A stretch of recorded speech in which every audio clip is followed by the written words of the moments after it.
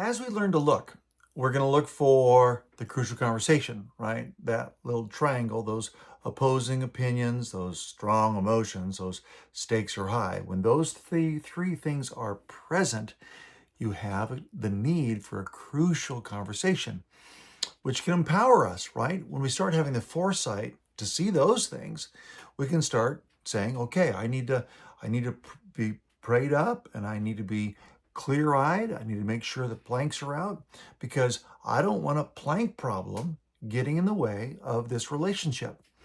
When a plank problem happens, it does all kinds of things. It obscures our ability to see our own issues, and it makes us overconfident to address the other person's issues. Those things can easily trigger things in others, in ourselves, and create some real problems. The second thing we want to learn to look for is reactive behavior in ourselves or the other person when we don't feel safe. So if we had our triangle, we would just turn this, we would invert this triangle. So the flat part's on top and we got down here. So up here on this side and down here. In this case, those two upper corners, this is going to tell us about the fight or flight, right? Whenever a crucial conversation comes dropping in, we either respond with fight or flight. This is what's called the amygdala, this lower part of your back towards your spinal cord, your brain stem. The amygdala talks to your hypothalamus. Your hypothalamus sends a message to your sympathetic nervous system, which creates, in the adrenal gland, creates cortisol and epinephrine, the thing that creates adrenaline, shoots it into your bloodstream, and all of a sudden you've got power. Power to do what? To raise your voice, to get big, to run really fast. When that's happening, when we feel that, have you had that happen? Oh my gosh, learn to look. I don't know how many times it happened before I learned to look to it. Finally, after enough hindsight, I started getting a little bit of foresight that, wow, I feel my heart beating a little stronger. I feel my eye twitch a little bit. Your body literally will tell you that something's happening. I feel all of a sudden my leg bouncing. If I'm sitting down, my legs are crossed, my foot would kind of bounce. Normally, we can start to recognize, we can start to see, we can start to look closely at ourselves and recognize, wow, I'm starting to feel defensive. Have you ever had this awareness? Well, all you had was hindsight. And you say, I could have said that better. I could have done something different in hindsight.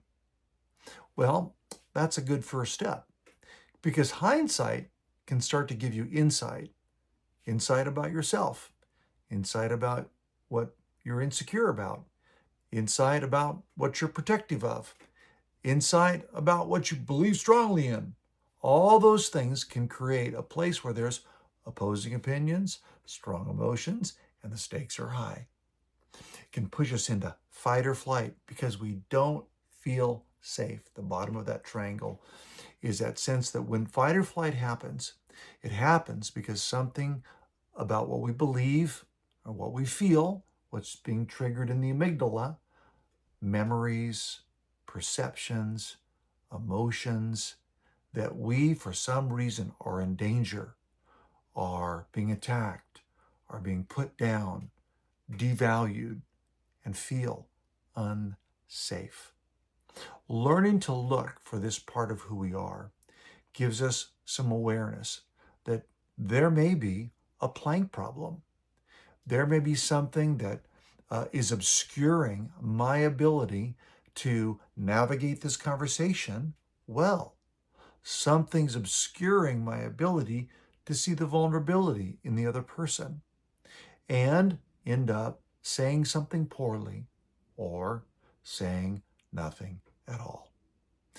The authors of Crucial Conversations calls this binary trap the fool's choice. The fool's choice is to say something poorly, you idiot, or to say nothing at all. Which are you more tempted to do?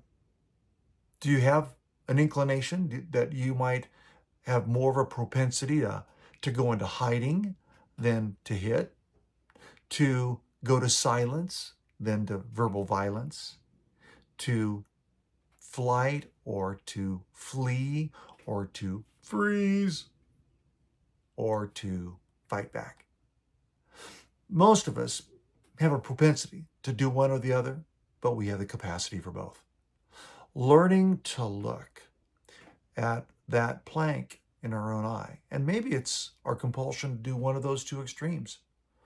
There is a third option. There is a better way.